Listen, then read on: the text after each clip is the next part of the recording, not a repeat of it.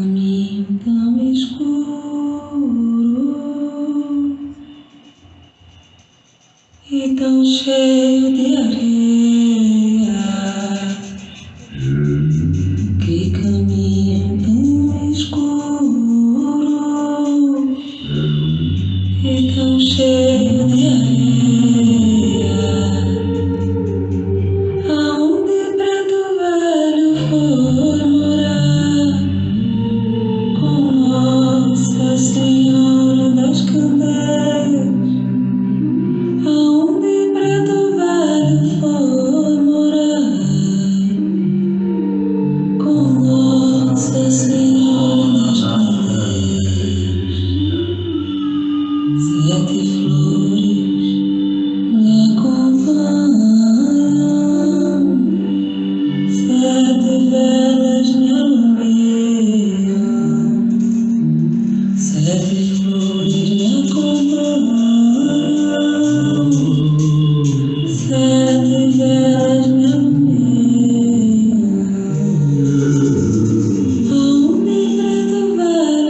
Aonde preto velho foi morar com Nossa Senhora das Candeias. Nossa Senhora das Candeias. Aonde preto velho foi morar Com Nossa Senhora das Candeias. com Nossa Senhora das Candeias.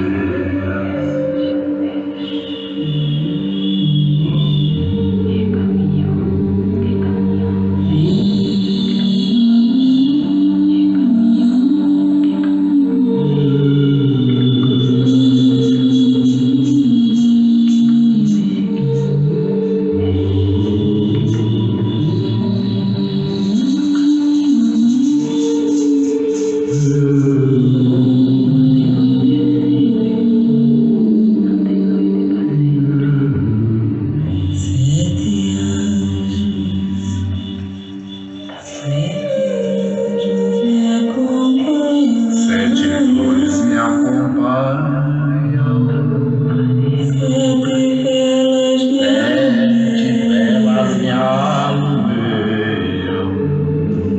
sete me acompanham, sete velas me alumeiam.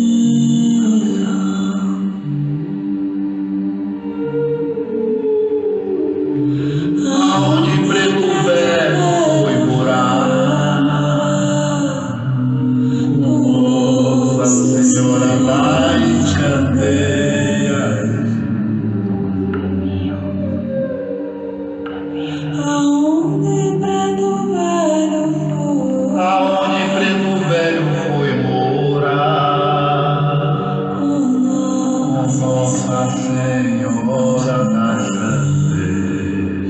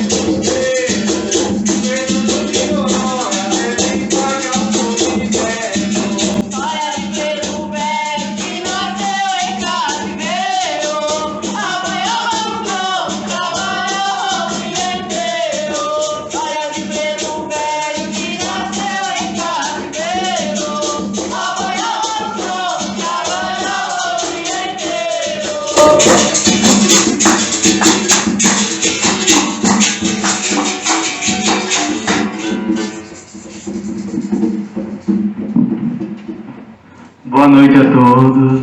Espero que todos estejam em paz nessa grande noite que a gente se encontra aqui. Para falar um pouquinho, bem por cima mesmo, porque se a gente for parar para analisar o que foi a época da escravidão, a gente tem que ficar aqui muitas e muitas horas e ainda não vai dar para falar tudo, né? Hoje a gente só está aqui reunidos graças a essa ação cultural que foi disponibilizada pela Lei Aldir Blanc, pelo Ministério da Secretaria da Cultura de Montemor, pelo Ministério do Turismo também.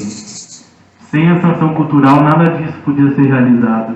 A gente não estaríamos aqui hoje e a gente não teria esse espaço para proporcionar um pouco do que foi a história dos negros, dos pretos velhos, das pretas velhas e de toda essa história, não diria negra, mas essa história obscura da humanidade, né?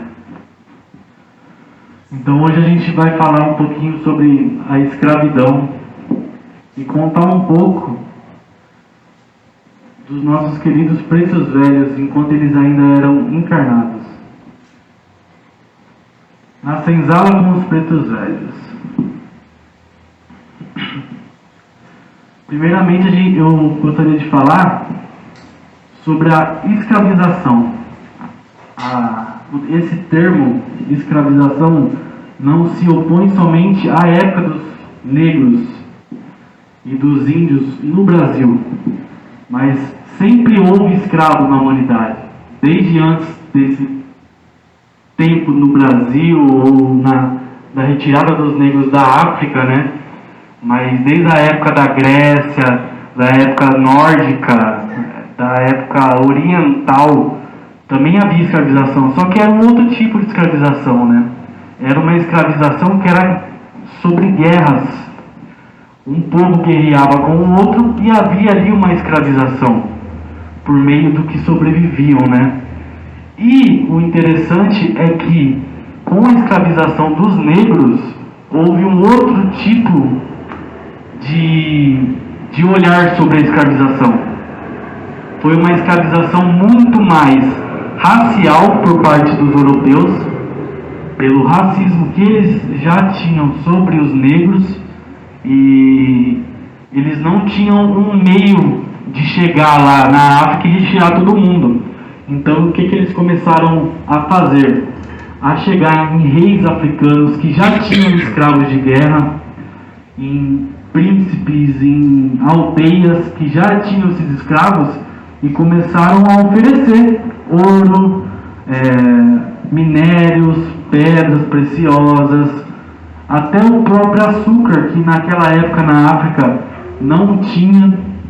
Então eles começaram a oferecer isso por quê? Por causa da mão de obra, que naquela época você pensa, você estava começando a humanidade, não tinha toda essa população. Então para eles era muito mais viável alguém que eles não pagassem, né? Do que alguém que eles tinham que pagar. E os europeus eram um povo muito assim... Os mais pobres queriam ser os ricos, então eles buscaram esse meio da escravização para tirar eles da reta, para eles não terem que pegar no batente. E então começou esse período de escravização negreira, né, dos negros africanos. E o Brasil, as Américas em si, foi o grande mercado de humanos. No Brasil chegou a receber 40% de todos os negros da África. 40% foi para a América do Norte e os outros 20% foram distribuídos pelo mundo. Então se você pegar aí, ao todo na história foram mais de 20 milhões de negros escravizados, né? E um total de 40% no Brasil, se você pegar, foi muitos negros que vieram para cá. por volta de 1500, né, falam que descobriram o Brasil, mas o Brasil nunca foi descoberto, né? Eles acharam essa terra e houve um holocausto. Muito se fala da Segunda Guerra, mas o maior holocausto que já houve foi aqui no Brasil e nos Estados Unidos, com os povos indígenas que aqui viviam. Na escola, assim, todo mundo que já estudou a história do Brasil contam, né, que chegaram aqui e ofereceram trocas, né, para os índios, mas não foi assim bem a história. Quem estuda a fundo sabe que aqui houve uma chacina mesmo, porque os índios com uma flecha e uma lança que eles usavam para caçar animais não conseguiam bater de frente com os portugueses com as suas armas, né? Então, a partir do momento que eles chegaram aqui, houve primeiramente um massacre dos índios. E eles viam que os índios não eram bons escravos. Os índios tinham aqui a sua cultura já imposta, né, nessa terra, tinham o seu dia a dia, e eles viam que era muito trabalho. Então eles resolveram ir tirando os índios para mais para o centro do Brasil, e começou por volta de 1530 a chegada dos negros, porque os negros, como eu já disse, eles já tinham essa cultura escravocrata, né? Essa cultura na África já era bem discernida, mas era bem menos. Por quê? Porque era só uma cultura de guerra, uma cultura que povos se guerreavam e viravam escravos, não era uma cultura de comércio de humanos. Quem impôs isso foi a parte portuguesa e europeia, que viram que dava uma rentabilidade boa de mão de obra, e os africanos, os reis que tinham esses escravos, começaram até a caça dos negros. Então, por volta de 1530, houve um ápice. Até o ano 1600 e pouco, 1700, foi o grande ápice de retirada de mais de 20 milhões de negros da África. De solo africano, eles entravam em seus navios e iam para o mundo. E também, um grande fato que ocorreu aqui foi o quê? Os padres queriam a catequização dos índios. Eles viam que a cultura deles era totalmente diferente e eles impuseram a eles, né, essa catequização ao cristianismo. Isso foi um pouco também que levou os portugueses a deixar os índios meio de lado. Por quê? Porque os padres, né, naquela época eram bem estudiosos e eles queriam aprender mais sobre a cultura e também impor essa parte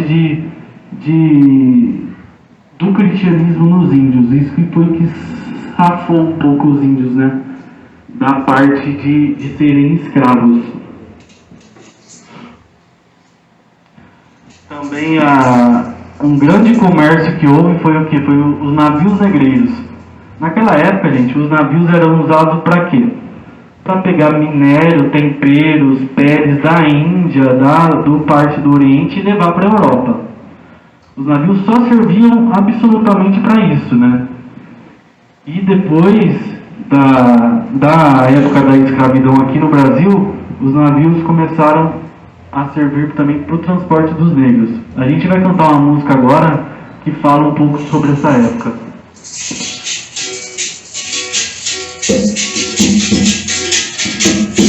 No balanço do mar de Angola, e no balanço do mar da Guiné, e no balanço do mar de Moçambique. Só quem vê sabe como é. E no balanço do mar de Angola, e no balanço do mar da Guiné.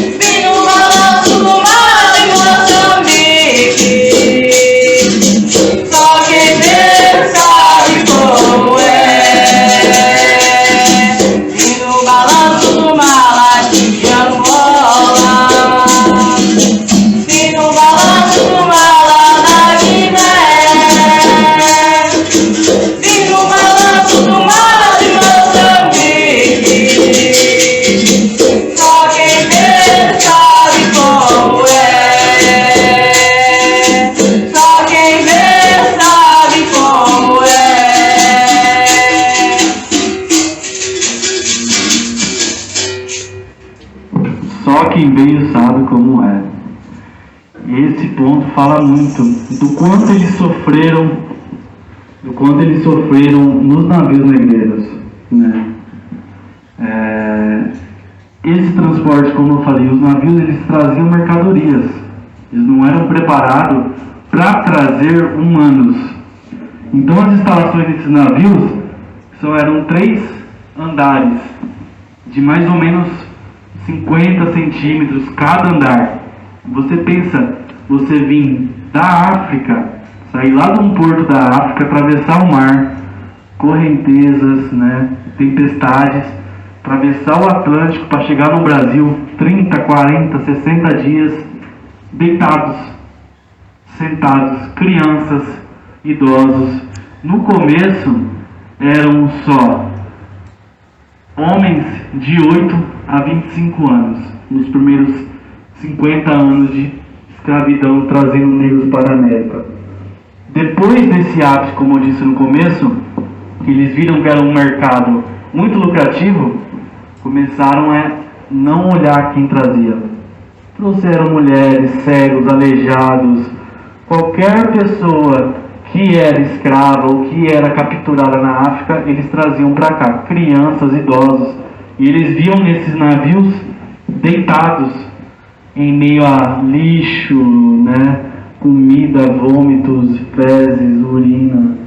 Água para eles era no máximo meio litro ao dia e davam milho e trigo só. Muitos chegavam aqui com doenças, febre amarela, várias infecções intestinais, né? Então se perdiam muitas vidas ao mar. Os que morriam na embarcação, para não dar mais odor do que já tinha, era jogado ao mar. Quantas vidas foram perdidas nesse transporte? Quantas almas foram perdidas, né? Pode mandar. Aqui é um slide que mostra um pouco, né, da parte do navio e da chegada deles ao Brasil. Quantos negros que foram tirados de sua terra, tirados das suas raízes e foram trazidos à força, a correntes, ao ódio, à nossa terra. Aqui, quando eles chegavam aqui, eles ficavam expostos no porto. Ali por volta de 1550 já tinha um porto específico no Rio de Janeiro que era só para o recebimento de escravos. Não funcionava. Se você chegasse lá com arroz, com ouro, eles não recebiam. Por quê? Como eu disse, escravos a partir de uma data era mais valioso que até terras, só para vocês terem ideias. E eles ficavam exatamente assim, expostos, um amarrados aos outros, não assim na rua, mas em pequenas cabaninhas.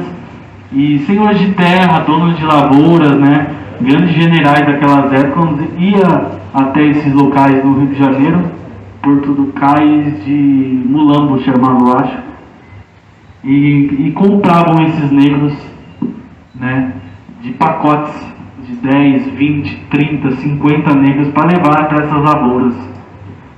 Um fato também de curiosidade é que pensa, eles eram capturados juntos, famílias de 5, 6, um casal, filhos, só que na hora da venda na África, eles eram separados, filho para um lado, esposa para o outro. Muitos negros foram se encontrar aqui no Brasil depois de 30, 50 anos que eles se encontravam depois nas lavouras. Isso é um fato muito triste também. Quantas famílias foram destruídas, né?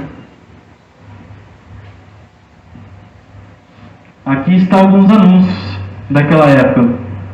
Vê se pode. Como vender qualquer coisa, né? Um carro, sei lá, uma casa. Ficavam expostos nos jornais daquela época, encartados pelas ruas, né?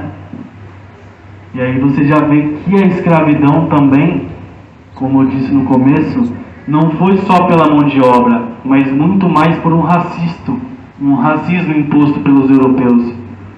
Porque todos se escravizavam na Europa, né? Mas como eu disse, era por guerra. E ninguém vendia. Como venderam os negros? Como se sujeitaram os negros a passar por toda essa humilhação, né?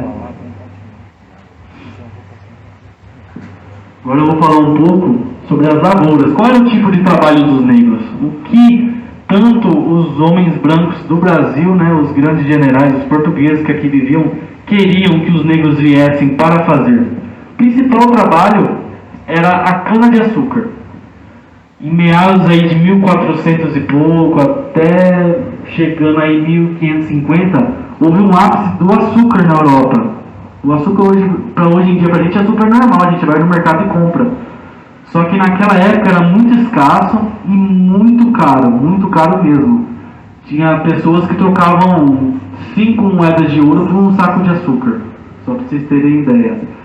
Então eles viram que na Europa o clima não ajudava, porque a cana-de-açúcar precisa de um período quente.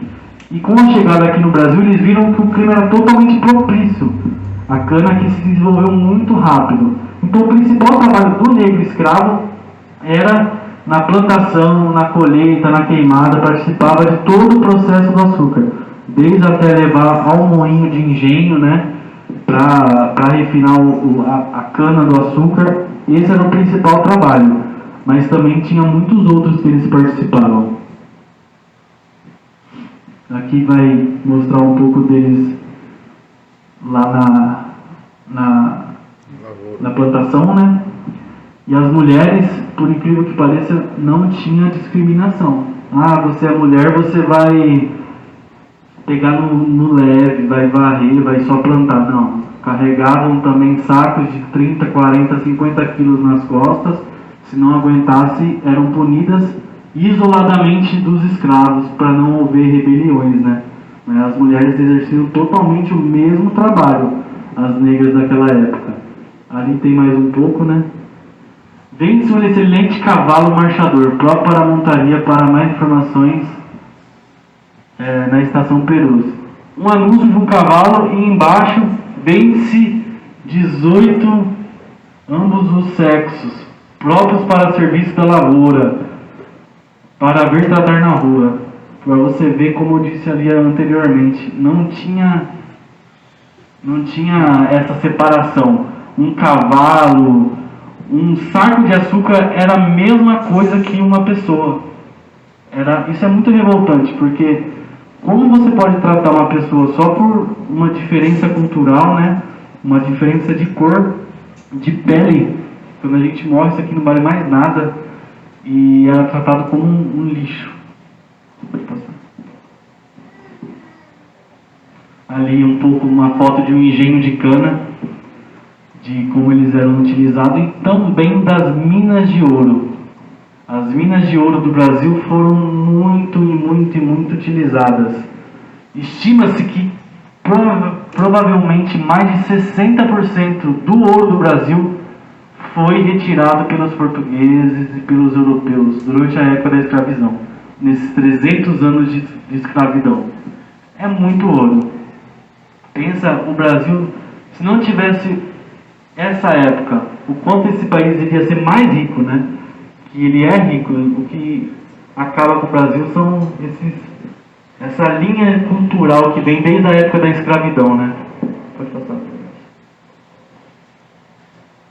As amas de leite.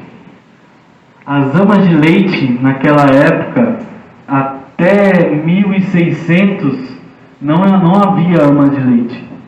Então, eles viram que muitas crianças negras, quando nasciam, elas morriam, né? Devido à precariedade da alimentação da mãe, né? A falta de higiene, onde as crianças nasciam nas senzalas, né? Então as mães ficavam com o leite. E os coronéis, os grandes daquela época, começaram a ver que eles poderiam usar a negra também para o cuidado com os filhos. E as amas de leite eram muito caras.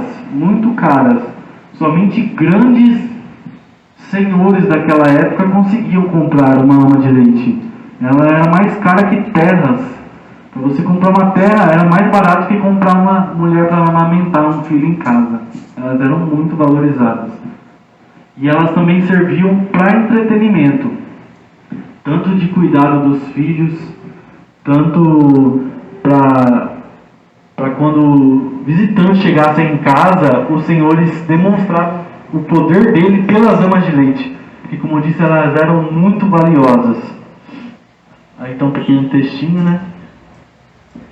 Eles também alugavam essas mulheres, porque às vezes o filho já tinha mamado, então eles alugavam ela por um período de tempo para outras pessoas.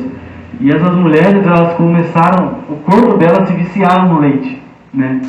De tanta criança que ficava perto, então elas tinham leite 1, 2 anos, 3, 4 anos e não parava de ter leite. Aí mais uma imagem, né? Como eu disse, elas eram exploradas tanto no cuidado quanto na amamentação. A senzala. Senzalas eram grandes, não diria nem casa, mas grandes galpões, porque não tinha estrutura nenhuma. Só eram grandes galpões retangulares, né, onde os negros viviam. E nessas senzalas eles dormiam no chão mesmo, só com um pouco de palha. Os feitores ficavam na porta o tempo todo, 24 horas por dia, para impedir as fugas, né? Para impedir tudo isso. E os feitores, o que eles eram naquela época?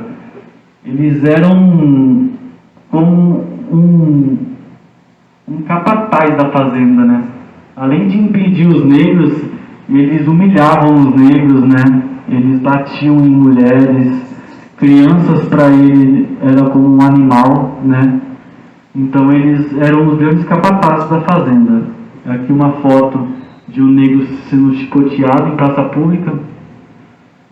E ali uma cicatriz. Essa cicatriz só está assim por causa que depois da chibata eles passavam limão e sal para elas exatamente ficarem marcadas desse jeito na costa deles, porque era como uma marca do erro que ele tinha cometido, né, contra os seus senhores.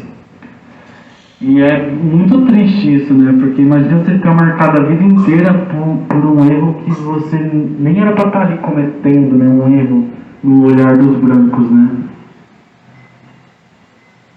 A palmatória também, as crianças naquela época, até uma certa idade, elas não tinham noção de que elas eram escravas, elas só eram crianças, né? E a palmatória servia exatamente para isso, para já começar a acostumar mentalmente as crianças, né, a essa cultura dos brancos em punir os negros. Então, desde uma certa idade, eles já puniam todas as crianças por diversos acontecimentos, né? Desde não obedecer ou somente brincar na casa grande, né? Que era a casa dos senhores, e elas eram punidas por todos. Não tinha uma pessoa específica.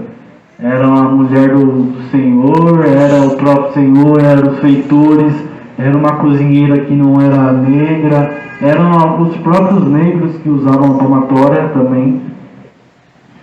Foi um período de muito triste para as crianças. Aqui eu vou falar um pouco sobre o que eram usado para ferir os negros, né, para castigar os negros naquela época, né. O ferrete era como uma marca. Vocês já viram os bois, né? Eles são marcados, né? E os negros naquela época era a mesma coisa. Eles eram marcados com a inicial da família. Eles eram marcados com o símbolo da família. Então o senhor ia lá no caso do Rio de Janeiro, comprava um lote de escravos. Chegou na fazenda, eles eram marcados. Por quê? Porque haviam fugas. Não depois dos negros já estarem há algum tempo, mas inicialmente eles chegavam e eles davam um jeito de fugir. Então eles eram levados ao tronco, né? E uma forma de reconhecer de quem era esse negro era através dessa marcação. Então, se outro branco encontrasse esse negro em sua fazenda ou até na cidade, ele sabia para quem levar.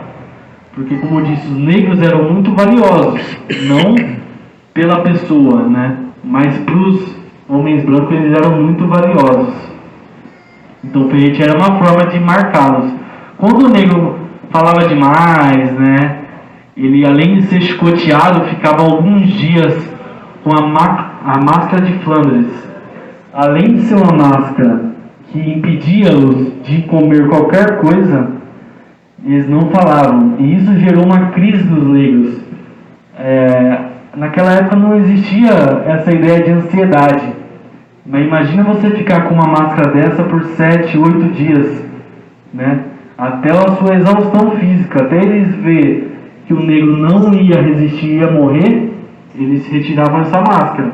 Mas imagina você ficar sem falar e sem comer por muitos e muitos dias, só recebendo água por esses pequenos orifícios. Era muito agoniante.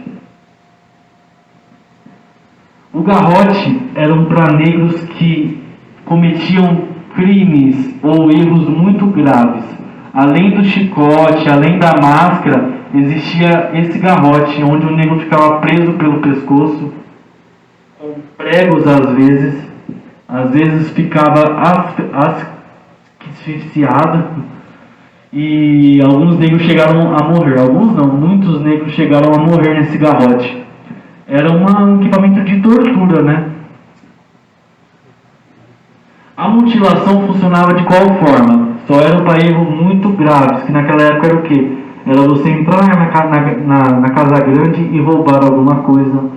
Era você olhar para a senhorinha. Os negros tinham que abaixar a cabeça quando a senhorinha passava, eles não podiam olhar. E para erros graves eles eram mutilados. Como você pode ver, tem até crianças, não importava a idade. Somente as mulheres não eram mutiladas. Somente as mulheres. Agora eu vou chamar a irmã Amanda. Ela vai fazer uma leitura aqui pra gente de um livro que fala de uma parte, né, Amanda, da escravidão.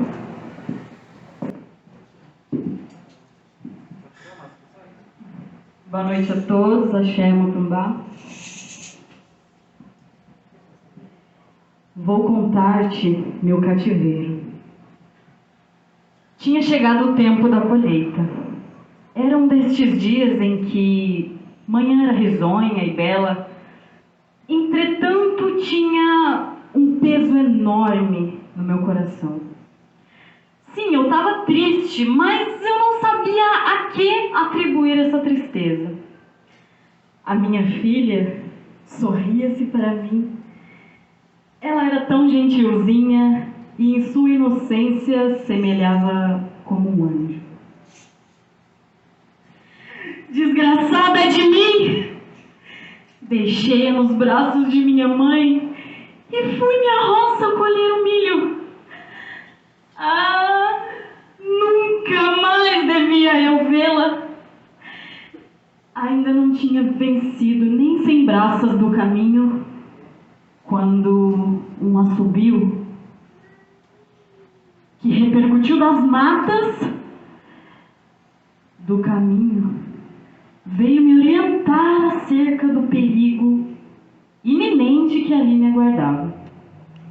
E logo 2 homens apareceram e me amarraram com cordas. Era uma prisioneira. Eu era uma escrava. Foi embalde que supliquei em nome de minha filha que me restituíssem a liberdade.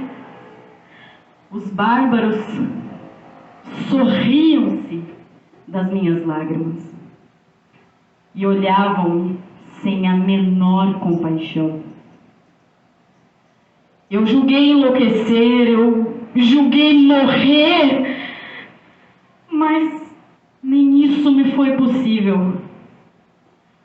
Quando me arrancaram daquele lugar de onde tudo ficava, pátria, esposo, mãe e filha, e liberdade, meu Deus, o que se passou no fundo de minha alma, só vós o pudestes avaliar.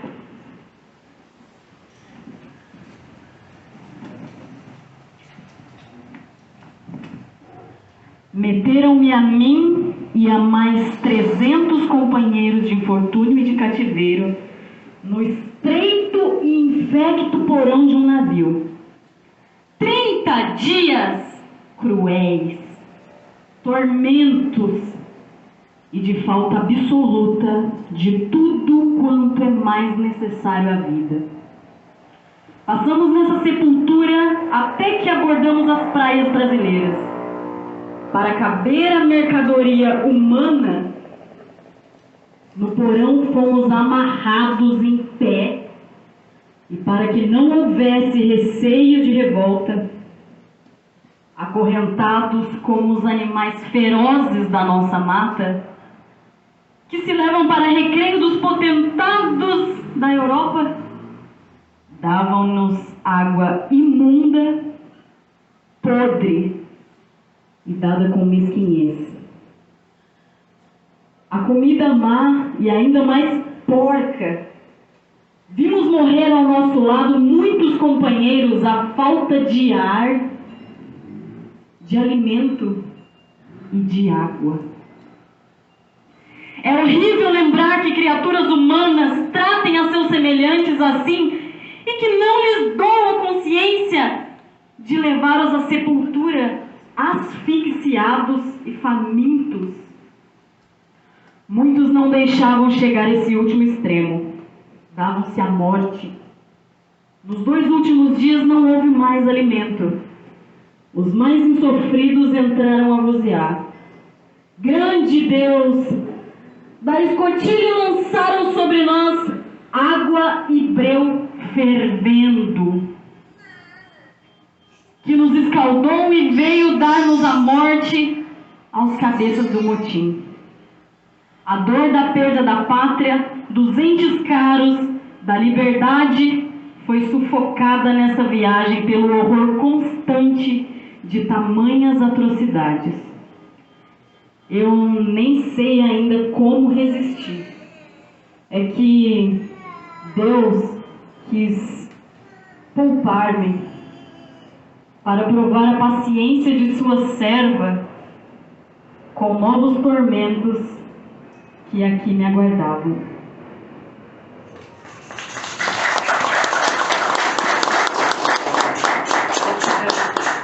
Gratidão, Amanda. Muito bom. Espero que todos tenham sentido um pouco, do que foi essa trajetória dos negros, desse sofrimento dos negros, de serem tirados da África, serem jogados e acorrentados dentro de uma embarcação, não sabiam para onde iam, não sabiam o seu destino, não sabiam quem estava ao lado deles, e o quanto foi sofrido todo esse caminho até o Brasil. Agora a gente vai entrar numa parte que vamos falar da alegria dos negros, do que distraíam ele dessa luta diária de até 20 horas trabalhadas, como eles aliviavam isso, era através da dança, de uma dança ancestral africana, a capoeira. O mestre Carlinhos vai falar um pouco da história, depois a gente vai ter um gingado aqui também. Boa noite. Todo mundo ouviu? Boa noite. Vou falar de uma maneira resumida, tá? Porque a história da capoeira é bem complexa e tem muitos pontos. Então, falando numa ordem cronológica, ela teve início em 1930, através do processo de colonização do Brasil, onde os primeiros a serem utilizados eram os índios. E eles não tinham um corpo, uma estrutura, uma cultura para trabalho pesado. A maioria adoecia, a maioria morria, e com isso, eles resolveram, por volta de 1938, iniciar o comércio de escravos para o Brasil. Era um processo demorado, lembrando que eles vinham de barco, isso era demorado, a mensagem de que por navio, por carta. Então, em 1538, tem início a chegada dos primeiros escravos no Brasil, precisamente entre 1539 e 1542, quando chegaram os primeiros navios com os negros, vindo de 2 regiões importantes da África. Os negros bantos, que vinham de Moçambique, Congo e Angola, e os negros sudaneses, que vinham da Nigéria, Guiné e Costa do Ouro. Só que quando eles chegaram aqui, além de serem já separados lá na África, eles eram separados aqui novamente. Por quê? É uma mistura de cultura, dialeto, então eles queriam que eles não tivessem nenhuma forma de comunicação. Só que com eles trouxeram a etnia, trouxe os cantos, outro tinha um tipo de música, outro tinha uma dança. E eles começaram a perceber que poderiam combinar isso daí, de uma forma discreta, de uma forma até então organizada, e começaram a fazer uso disso. Só que os instrumentos da capoeira apareceram bem depois. Nesse primeiro processo, era usar as palmas, era cantos e as palmas. Os negros era uma diversão, só que por trás disso eles estavam procurando liberdade, estavam tentando arrumar um meio de se libertar. Com isso, eles se machucavam. Isso para o senhor de engenho não era interessante. Então ele começou a gritar, vamos parar com isso daqui, estão se machucando, não vamos deixar mais. Então eles começaram a fazer de uma forma mais grande. Aí que eles incorporaram a música, incorporaram o canto. Quando o senhor de engenho chegava perto, eles faziam de uma forma bem tranquila, dando risadas, se divertindo. O senhor de engenho olhava para lá, eles mudaram, então só se divertindo, vamos embora, deixa eles aí. Eles viravam as costas e eles continuavam, armando já uma tentativa de se libertar, um meio de se libertar. 1624 tem início da invasão holandesa no Brasil. Com isso, toda a costa, todo o litoral ficou meio bagunçado. E os negros aproveitaram para fugir. Fugiram para dentro das matas, principalmente na região de Pernambuco, e formaram muitos quilombos, sendo o principal deles na capitania de Pernambuco, hoje pertencente à região da Lagoa, né?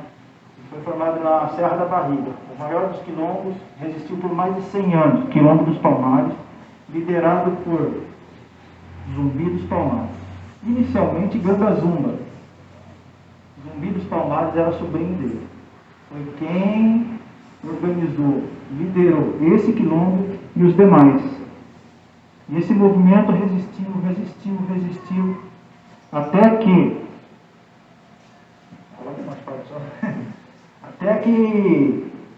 eles tiveram que fazer o uso da pólvora para conseguir destruir os quilombos. Então assim conseguiram.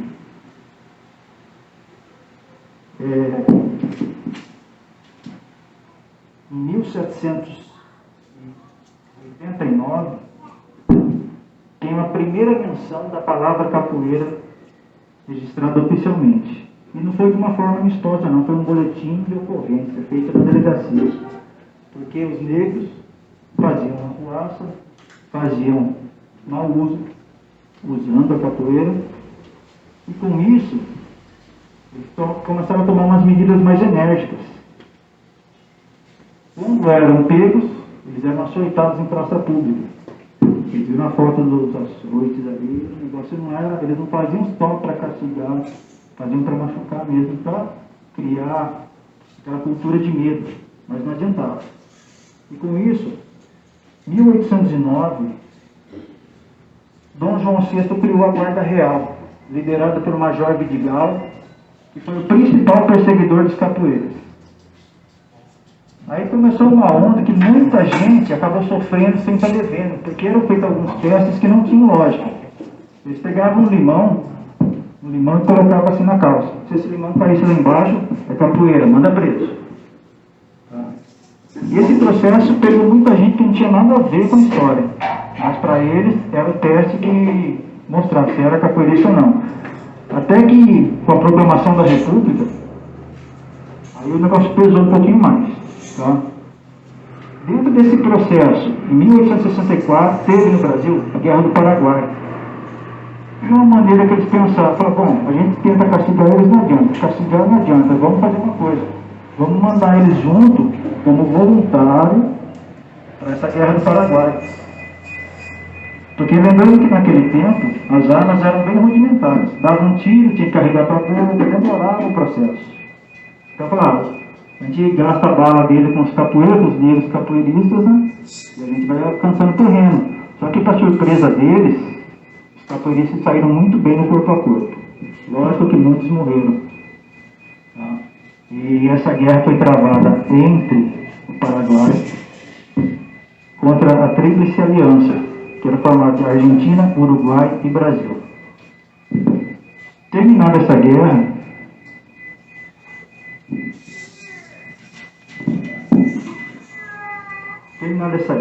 em 1888, ainda era o período conturbado, com os capoeiristas sendo perseguidos, os negros capoeiristas sendo perseguidos. E devido a uma forte pressão popular e pressão política, a princesa Isabel decretou a Lei Áurea, dando a libertação a todos os escravos, trazendo a abolição da escravatura. Foi uma beleza? Não, não foi. Pelo menos eles tinham um pouquinho de comida lá na senzala, tinham um pouquinho de água. Porque com a libertação dos escravos, eles não tinham acesso nem à educação e nem a trabalho. Um ou outro ainda tinha sorte. Isso é um polo ou outro, um senhor de engenho tinha uma cabeça um pouquinho diferente, mas coloca 1% nessa quantidade. Em 1889, com a proclamação da República, eles apertaram o cerco. Os capoeiristas criminosos, que eles consideravam criminosos, eram deportados para a ilha de Fernando de Noronha. Eram forçados a trabalhar por 6 meses, trabalho pesado, e os líderes, que eles formavam os grupos, né, a pena era dobrada. E muitos não voltavam de lá. Em 1890, o negócio estava tão pegando assim, que Marechal Deodoro da Fonseca criou a lei número 487. E essa lei proibia de vez a prática da capoeira. Aí o negócio foi um pouco mais complicado, né? Aí os capoeiristas começaram a formar as maltas, que são os grupos. E esses grupos eram usados de várias maneiras, mas a principal, eles precisavam sobreviver. Então eles roubavam, organizavam saques, e muitas pessoas ligadas à política na época começaram a usar essa força para poder destruir as festas, principalmente festas de cunho político.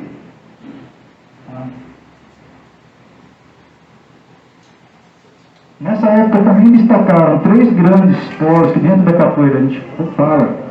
No Brasil, no começo, foram os 3 grandes centros. Foi Pernambuco, teve destaque Nascimento Grande, foi por volta de 1912, Rio de Janeiro, 1850, foi Manduca da Praia, e um que virou até filme, Besouro Mangangá, na Bahia, por volta de 1930. Esse acabou até fazendo um filme. O filme é até 80% mais ou menos da real história dele, né? Aí tem que colocar um pouquinho de fantasia para vender e tal, mas foi mais ou menos a história real que aconteceu.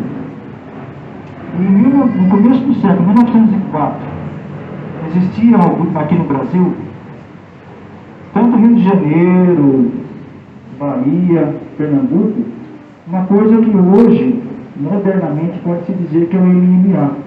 Só que naquele tempo eles montavam na feira, montavam ringue, e todo mundo que quisesse ser o valentão e se mostrar, ia lá participar.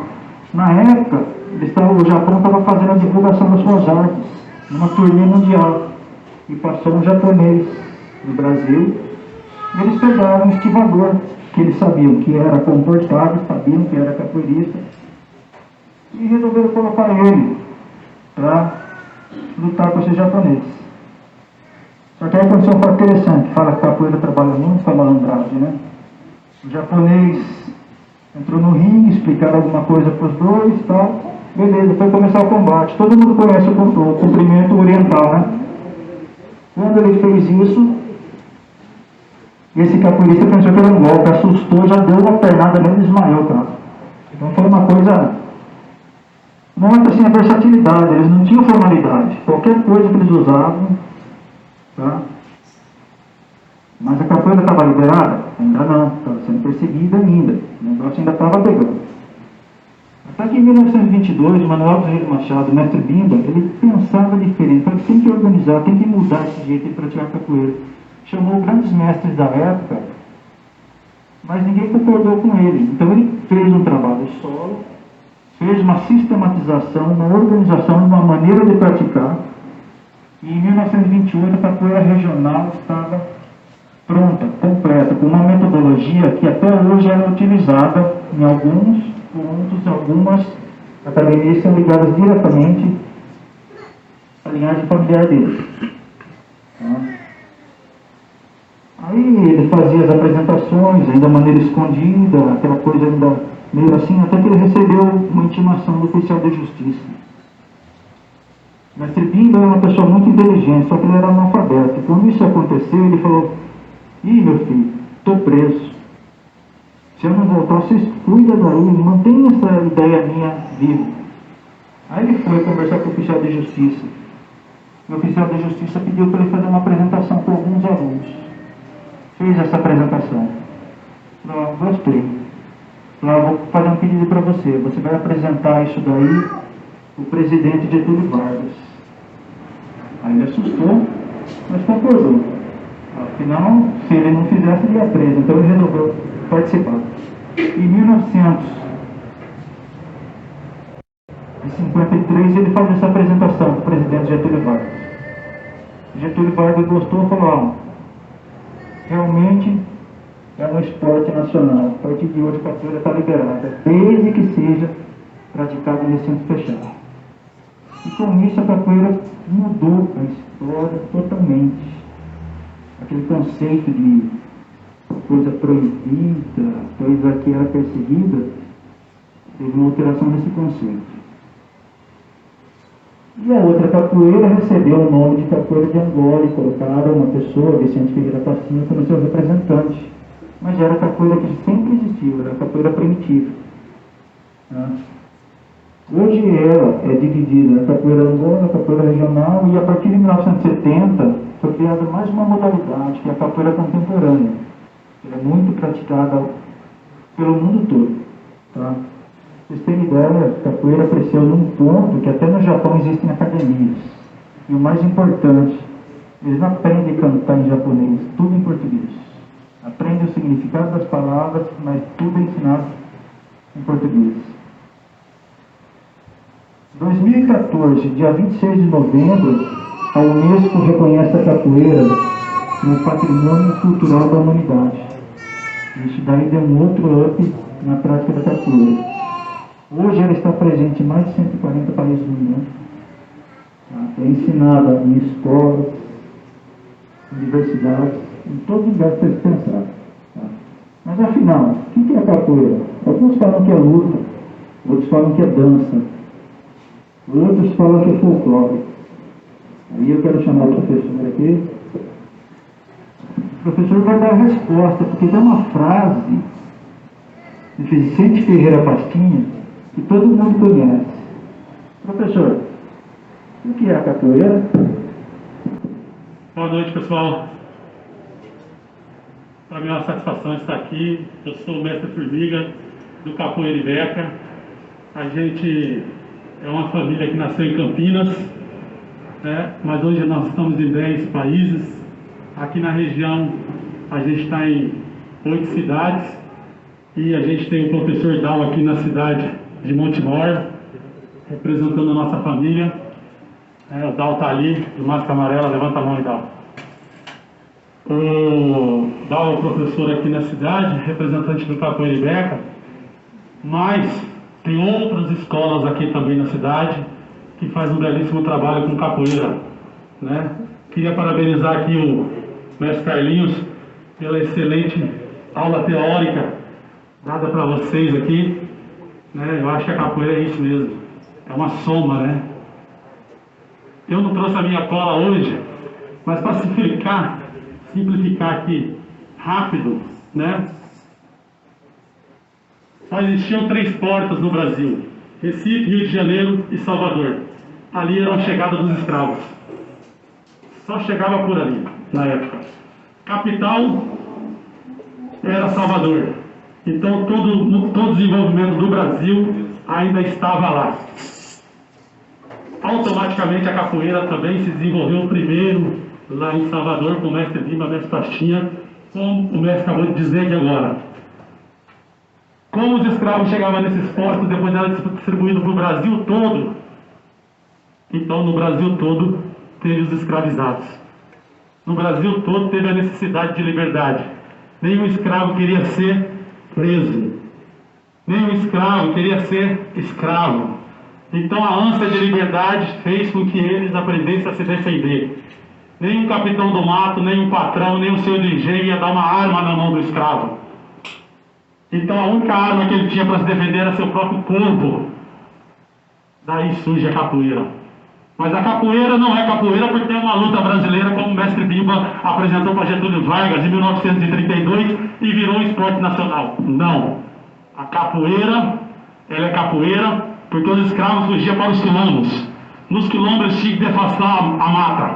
E aquela mata defastada, como um gramado de futebol, se chama mato ralo. O mato ralo, o significado é capoeira. Capoeira significa mato ralo.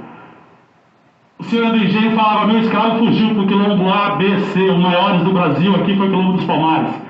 Mas no Brasil todo teve quilombo, até hoje tem quilombo. Então, pessoal, vai buscar o escravo tal, A, B, C, D na capoeira. Aí o capitão do mato voltava, falava, cadê o escravo? Ficou na capoeira. Às vezes com uma cabeçada, com uma ponteira, com um rabo de arraia, e ficou um golpe de capoeira, ele voltava com a informação dizendo que o capitão do mato ou outra pessoa que foi capturar acabou ficando na capoeira. De tanto buscar o escravo A, B, C, D na capoeira, a nossa arte acabou levando o nome de capoeira. Saudoso mestre Faxia, que nem o mestre falou aqui, ele sempre falou o seguinte, capoeira é tudo que a boca come. Para eu subir essa escada aqui, ó, eu tive que jogar capoeira. Porque se eu não tiver um equilíbrio, eu caio. E se eu cair, eu faço uma negativa, transformo ela e levanto. Porque o capoeirista ele tem essa malandragem natural do seu dia a dia. Tá bom, pessoal? Mas eu acho que a aula de história já foi longa. Para não ficar demasiado, eu gostaria de saber se alguém tem alguma pergunta para fazer sobre capoeira aqui, que a gente aproveita para esclarecer. Se eu não souber, o mestre Carlinhos sabe. Alguém tem alguma pergunta? Dúvidas? Eu adoro dar aula para gente inteligente, que as pessoas sabem tudo. Eu adoro, pessoal. Para mim isso é fenomenal. É brincadeira, né? Faz parte. Mas a capoeira hoje ela está em mais de 200 países, pessoal. Somos mais de 8 milhões de praticantes. Capoeira faz a paz em lugares de guerra, né? Nós temos um trabalho com os refugiados que fugiu da última guerra agora da Síria, lá na Alemanha. A gente tem vários trabalhos sociais aqui, mas em Israel existe a briga Palestina e Israel. Só na roda de capoeira que os dois conseguem ficar perto sem se explodirem. Um apertar a mão do outro, um falar a mesma língua que é o português. Para quem não sabe, a capoeira é o maior veículo da língua portuguesa. A gente exporta mais a língua portuguesa do que o Portugal. Do que a própria dona da língua. Eles dizem que é dona, né? Porque depois que sai da boca não volta mais. Então, pessoal, só para simplificar. Como dizemos, casa de ferreiro, espeto é de pau. Né? Só o brasileiro que não consegue ver a importância da nossa arte. Que o mundo inteiro vê. Eu acabei de chegar agora, faz 1 semana e meia, da Holanda, passei pela Alemanha, pela Espanha, pela Itália. Todos eles amam capoeira. O nosso povo, se eles entendessem o que era capoeira, tenho certeza que os nossos meios iriam ajudar mais a capoeira. Porque o futebol tem patrocinador, o vôlei tem, todas as outras artes, a cultura, tem vários patrocinadores. Por que a capoeira não tem? A gente também escova o dente, a gente também come, a gente também veste, a gente é população como qualquer outra nação de qualquer esportiva. Então, pessoal, abre o olho, valorize o que é nosso, que senão o povo leva. Isso é nossa raiz, nossa cultura, nossa história.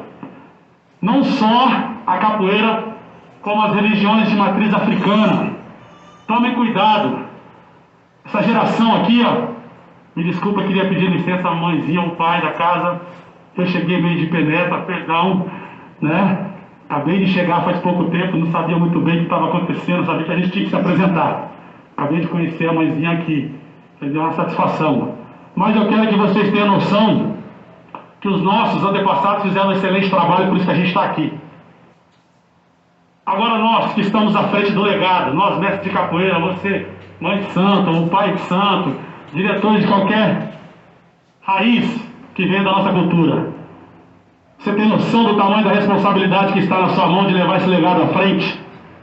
É isso que tem que estar adiante. Porque isso está nos nossos braços, nas nossas mãos. Os nossos antepassados estão indo, mas nós estamos chegando. E temos que chegar com responsabilidade, porque talvez vocês chutem a bola muito alta e depois não consigam alcançar. Então vamos cuidar do que é nosso. Obrigado. Na hora de eu começar a fazer as palmas, vocês fazem para me ajudar, tá bom?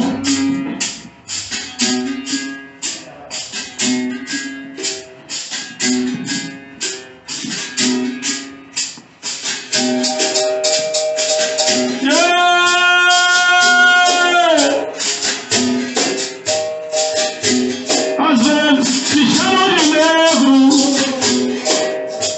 pensando que vão me humilhar. Mas o que eles não sabem é que só me fazem lembrar que eu venho daquela raça que lutou pra se libertar. Vai! Que eu venho daquela raça que lutou pra se libertar, que criou uma maculelê, que acredita em candomblé, que traz o sorriso no rosto, a giga no corpo e o samba no pé. Vem! Que traz o sorriso no rosto, a giga no corpo e o samba no pé. Que fez inclusive uma dança, uma luta que pode matar. Capoeira, uma poderosa, toda de libertação. E hoje, aqui nessa casa, eu vim jogar com meus irmãos. Vai! E hoje, aqui nessa casa, eu vim jogar com meus irmãos. Cebolinha e queima, camarada. É irmão do quebra, camarada. O costelo, cebolinha, camarada. Mestre Maia da Coquinho, camarada. O Carlinho, Claudinei, camarada. Meu irmão do coração, camarada. Sambaraiá, sambaiorê, salve a Bahia de São Salvador. Vamos lá.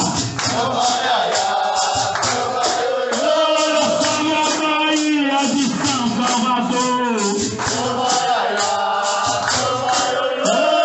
Sambaraiá, olha sambaiorê. Hoje tem capoeira, me chama que eu vou. Quem quiser jogar, pode jogar, hein?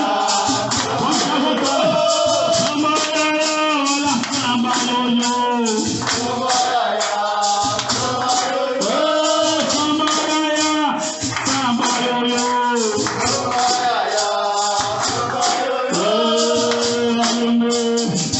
Olha o Ney, olha o Ney, o meu senhor. Olha o Ney, olha o Ney, olha o Ney, olha o Ney.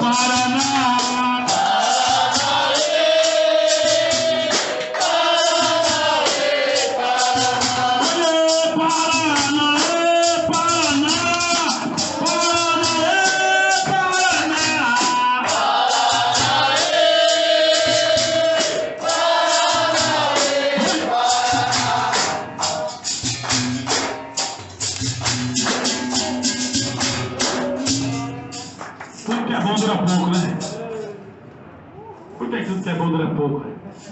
Poxa. Vamos dar uma animadazinha, né? Um pouquinho mais rápido, um pouquinho mais acelerado e tal. Pra colocar um D&D pra gente poder ir embora energizado.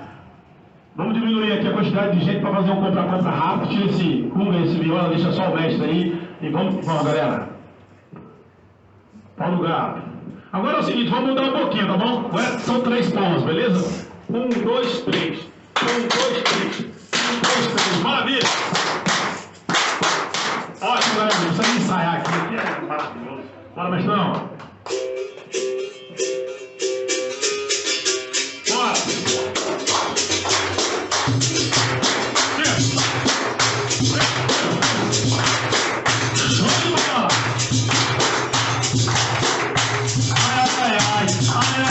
Quem tá fora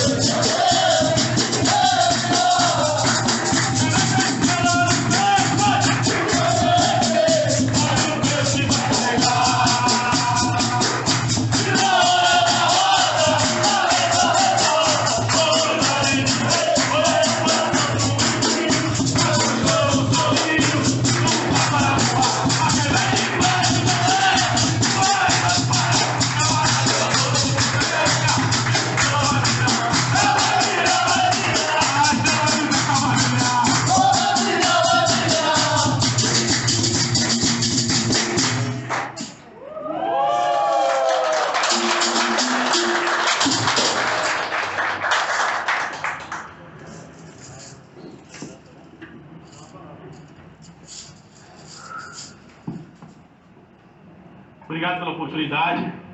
Obrigado a vocês pelo convite. Agradecido, é sempre um prazer poder compartilhar um pouco do que a gente sabe. Costumo dizer, sempre que a gente vai com uma quantidade menor de pessoas. Então, com certeza, a gente aprende mais do que ensina quando a gente vai a algum espaço. Então, muito obrigado pela oportunidade. Mais uma casa que eu conhecia ou não conhecia. Como é teu nome? Desculpa. Felipe deu autoridade aqui para poder divulgar os nossos espaços, né? Então, eu vou deixar aqui porque são vários. www.capoeiraibeca.com. Lá tem todos os endereços que a gente tem na região, né? De repente, um pouco longe também, mas com certeza alguém tem familiares. Agradeço por indicar. E nas redes sociais, Capoeira Ibeca. Eu sou o Mestre Formiga, né? Instagram, @Mestre Formiga. Se colocar foto nas redes sociais, me marca, que eu adoro também divulgar, tá bom? E saber o que está acontecendo. Fico agradecido. Secretário de Cultura. Diretor de Cultura, Marcelo Meneghetti. Obrigado pelo espaço, obrigado pela acolhida do professor Dal lá na secretaria. Precisando da gente para qualquer coisa, pode contar. Só falar com o Dal que a gente vem e faz o que for preciso. Se a gente não conseguir fazer, a gente manda buscar quem faz, né, diretor? Obrigado.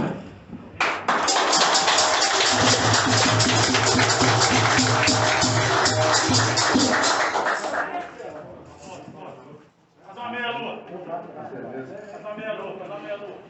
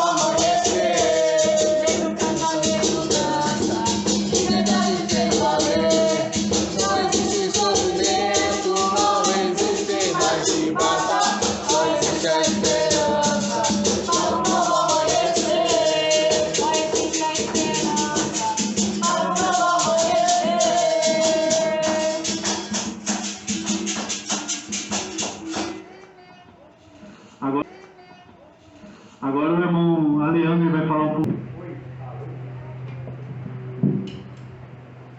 Oi, boa noite a todos, sejam muito bem-vindos. Agora chegou a parte da abolição, né? Depois de tanta cultura, de tanta apresentação, tudo aquilo que aconteceu de fato, né? E quero agradecer primeiramente a disponibilização de cada um, quanta pessoa importante tem aqui. E sinceramente, gente, a gratidão profunda, né, desse mundo tão conturbado pela ansiedade. Vocês todos, ó, em silêncio, escutando, né, prestigiando o amor que a gente tem para passar para vocês, de tudo aquilo que a gente sabe um pouco, né? Porque muita coisa foi acobertada, né?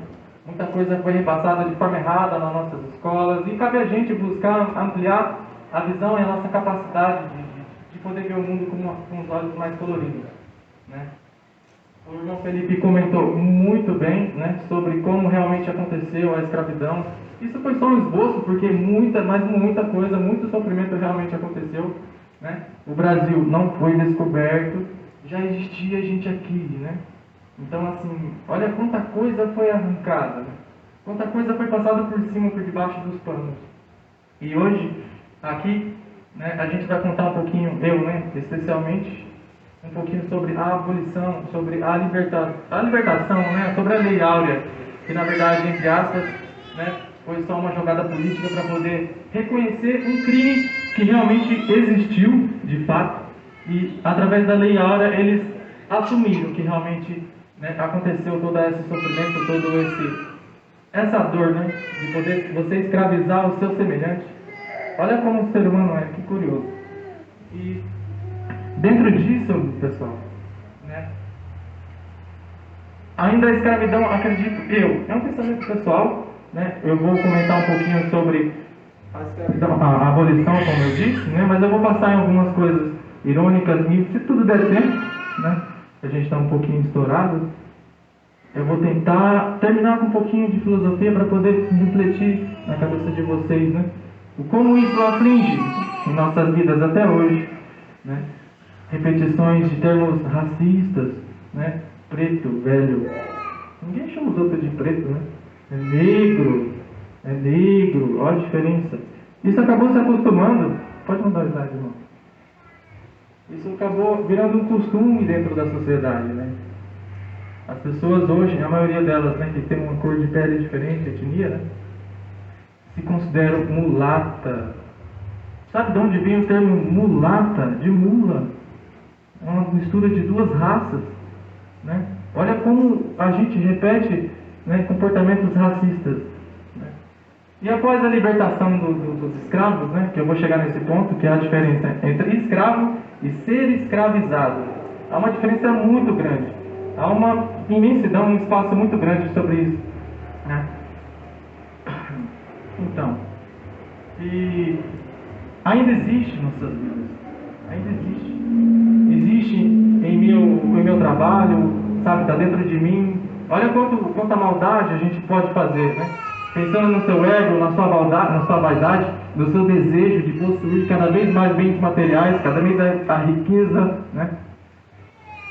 É um futuro supérfluo, né? É uma falsa realidade de percepção de vida, né? Olha quanto sofrimento aconteceu por conta de posse, por conta de querer, o desejo, a ambição de possuir pessoas. A terra foi tomada, muita gente sofreu, muita coisa aconteceu. E a gente está aqui hoje só mostrando um esboço do que de fato, né, existiu e ainda existe, com os valores trocados dentro da nossa sociedade, dentro das nossas vidas, né? Então, galera, e como isso reflete em nossas vidas? Ao tempo todo, né, nós estamos nos vendendo para uma relação conturbada, abusiva, o nosso chefe, né, no trabalho, você se vende para poder agradar, né, você se prostitui, né, para poder tentar agradar o seu próprio marido ou mulher ou um amigo que conheceu na rua. Você se desvaloriza, né? Você não tem valor, você não se põe, né, um certo limite de valor para você mesmo. Uma reforma íntima, né? Olhar para dentro de si. As pessoas vivem dizendo hoje, né, que não tem tempo para poder ler um livro, não tem tempo para poder olhar para dentro de casa, refletir sobre suas vidas, né, assistir um filme, olhar para a lua, olhar o nascer do sol. Eu, sinceramente, eu sou apaixonado pelo nascer do sol. É um horário calmo, onde o mundo está em silêncio, as pessoas ainda estão adormecidas, e eu fico admirando tamanha beleza, né? Tem pessoas que não conseguem, sabe, parar um minuto para poder isso, e hoje a moda, né, é de traje. As pessoas hoje adoram, né? Não sei se se identificam com isso, muitas pessoas aqui acreditam que sim, mas aqueles programas de TV famosos, né, onde as pessoas ficam ali trancadas, comendo, bebendo e escrotando pelos seus 7, 8 orifícios que tem pelo corpo, uma hora ali, parado, olhando. Olha que absurdo, gente. Todo mundo tem as mesmas 24 horas do dia. 24 horas do dia. Todo mundo tem. E você vê, tudo quanto é lugar, as pessoas falam, não tenho tempo, não tenho tempo. Oh, você já fez isso? Não tenho tempo. Você vai estudar? Não tenho tempo. Você falou com a sua esposa, resolveu aquela situação? Não tenho tempo. Você falou com o seu pai? Não tenho tempo. Não tem tempo ou você não dá importância, irmão? Ou nós não damos a importância, né? Porque eu não me escudo disso também. Também sou ser humano, né? Olha como é que é a vida, né? O ser humano não reflete sobre suas ações. Olha quanta coisa aconteceu, assim como o irmão apresentou, quanto sofrimento. As pessoas sendo arrancadas das suas famílias para poder ser obrigadas a fazer o que simplesmente não queriam, né? Ou não sabiam muitas das vezes, né? Na maioria das vezes eram, como começou, né, irmão? Trazendo qualquer um que visse pela frente, trazia para poder escravizar, diferente do termo escravo, irmão. Vou explicar para vocês um pouquinho, né? Escravos somos nós, das nossas ambições. Escravos somos nós, dos nossos desejos, nosso ego, da nossa vaidade inflada, né? De querer resumir uma pessoa para poder crescer, né? Para se sentir mais alto, né? Isso é ser escravo. Os negros, irmãos, não foram escravos, eles foram escravizados. Eles foram obrigados a ser o que eles não eram. Escravos eram os feitores, pelo domínio da posse e por aí vai, né? Pelos seus desejos e ambições. Contudo, irmão, né, como o tempo está curto, a gente gostaria de poder falar a noite toda, né? É um assunto que comove, né, a ancestralidade. Acho que todo mundo devia pensar e olhar para trás, né? Porque todo mundo aqui carrega a continuidade de um legado. Olha aquela criança no colo, quanta vida pela frente, né? A vida é um paradoxo, não tem fim. E a gente precisa refletir a todo momento sobre nossas ações. Olha que bizarro. Um ser humano, quando está no fim de sua morte, no leito do hospital, eu gosto dessa percepção de vida, de olhar para a vida. Eu tenho um pouco assim, no coração, um amor sobre a filosofia. Eu gosto de admirar dessa forma. As pessoas, quando estão no leito do hospital, irmão, você acha que elas falam o quê? Sabendo que tem 1 ou 2 dias de vida. Não sei se aqui tem alguém parente que está na situação, né, que é uma situação delicada e complicada, né? Você acha que essas pessoas falam o quê? Doutor, o senhor pode fazer de tudo para me dar mais um dia de vida? Eu quero mandar em mais pessoas, porque eu quero, né, humilhar mais pessoas, eu quero poluir, destruir mais o meio ambiente? Não. Sabe o que elas falam, irmão? Quem é da área da medicina aqui pode saber, não sei se tem algum médico aqui. Vai concluir.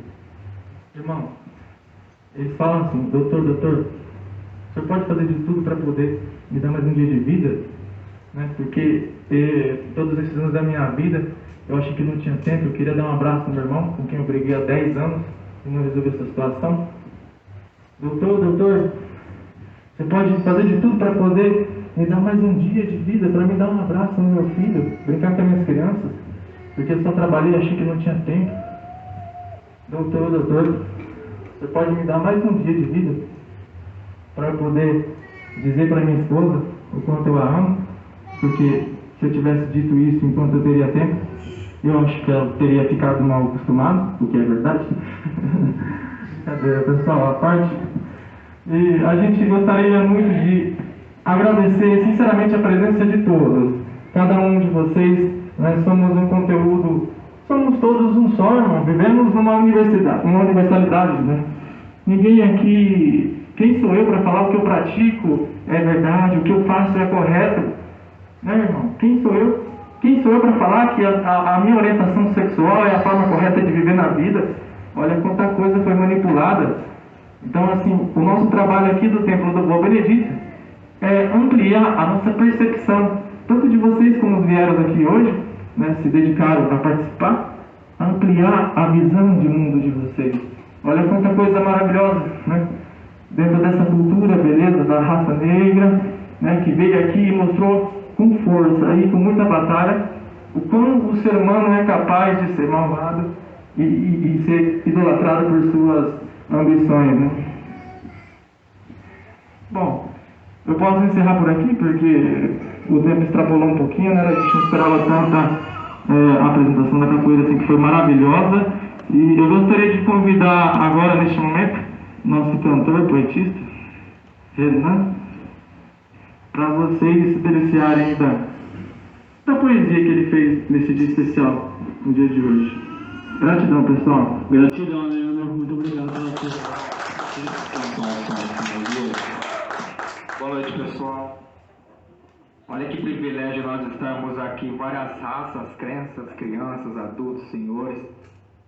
Já que eu puxo o eco, que Deus abençoe esse ar.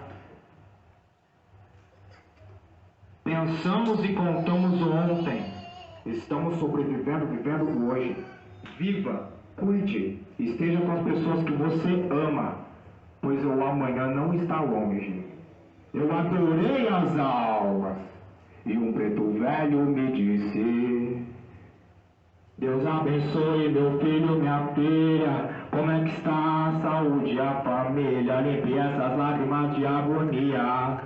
Me dê aqui um abraço e fique em paz. Eu creio em dias melhores, mesmo com muito sacrifício. É um lindo milagre de vida. Acredite em você, tenha fé em Jesus Cristo. Essa é a mais linda oportunidade do alto do sagrado. Direto de Aruanda te trago lembranças, amor e esperanças com anjos do lado. Foi uma preta velha quem me disse que Deus abençoe a sua vida. Tenha fé e cuide de sua família. Encontre o caminho da paz. Peço a bênção e licença a nosso Pai Oxalá. Um preto velho e uma preta velha, só de lembrar, os olhos do coração chegam a transbordar. Eles me disseram, eu vi, você colhe o que você planta. Toda ação tem sua reação. O Senhor é nosso pastor e nada nos faltará. Os conselhos de um preto velho e uma preta velha, de um avô e de uma avó, não tem comparação. Perceba a felicidade, cada palavra, do gesto, do olhar. Conselho de mãe, aviso de Deus. Coloque isso em mente e coração. Às vezes no nosso Brasil, tanto o preto velho amamentou, e a preta velha curou, com seu amor purificou, com o benzimento nos benzeu, nos abençoou. E aqui estamos, aqui estou. O que eu estou? Somos culpados? Dê valor onde está, onde pisou, no chão vermelho, parede de barro. Sua avó, sua mãe te procurando para ir tomar um banho. Dando o melhor conselho, um assunto particular. Seja rancoroso ou amoroso, sempre contando uma história. Ouço uma voz me chamando para almoçar. Abençoado vô.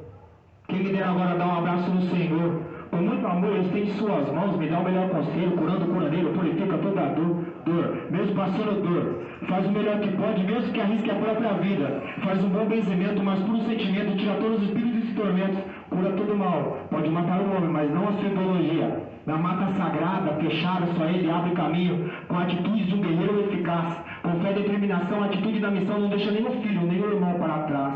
E traz consigo apenas sabedoria. Com seu caráter irmão, ele faz milagres, magia. Para alguns isso é loucura, bruxaria. Mas pare e preste atenção, habita em você essa joia que brilha. Se encontra em todo lugar essa herança. Cura que revigora, sai para fora, escute a flora que grita. Do filo das águas, direto da massa sagrada, louvo o sol a lua, sua mente é seu mais preciso guia. Receba a bênção, a graça da graça, respire a liberdade de todos os ares. Receba a cura, essa é a hora, já passou da hora, não chegou agora, é agora. Da capoeira de Montemor até o quilombo dos palmares, mares, frases de trilhados, de possibilidades, dispensiendas de pensamentos literários, que são sentimentos de realidade.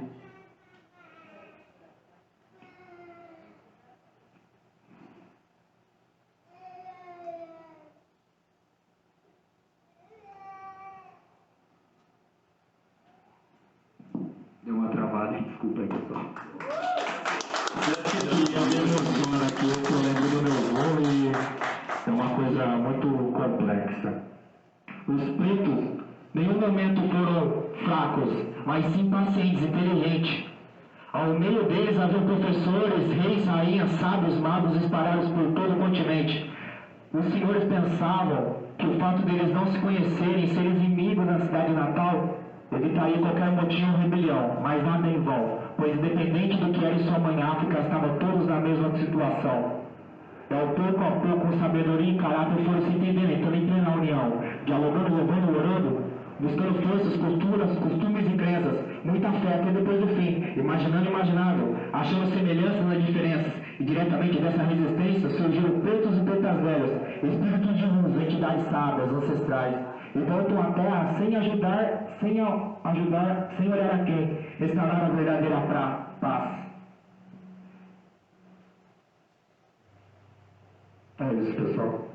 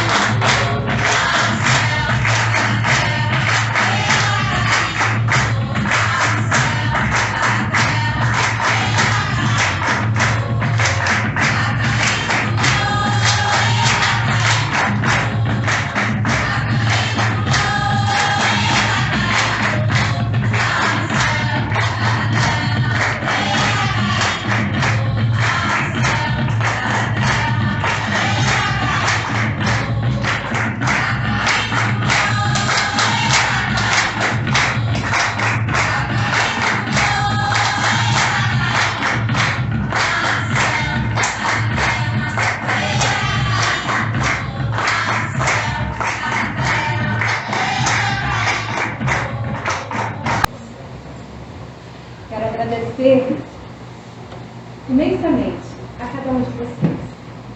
Gratidão eterna. Gratidão, Josias. Sem você, gratidão, Lírio. Gratidão, Negrete. Gratidão a todos que compareceram aqui. Gratidão a todos os meus filhos. Gratidão a Luana, ao Neno. Está caindo flor. A vida é bela demais. A vida é esplêndida. Não importa o que está passando. Só lembra que sei que tem pétalas no meio do caminho. Gratidão eterna. A escravidão, eu acho que ela não passou. Mas a gente é livre aqui, ó. Pode ser que prenda você daqui, daqui, dali. Mas você tem que ser livre aqui, ó. Aqui, ninguém te prende. É o que eu queria passar para vocês. Seja livre aqui, ó. Corrente, não prende. Pensamento, ele voa para onde que vocês quiserem. Seja livre aqui, ó. Sempre aqui. Agora a gente vai servir a comida típica, tá? Vocês podem ficar no lugar de vocês, que é o pessoal vai servir. E gratidão mesmo por cada um de vocês.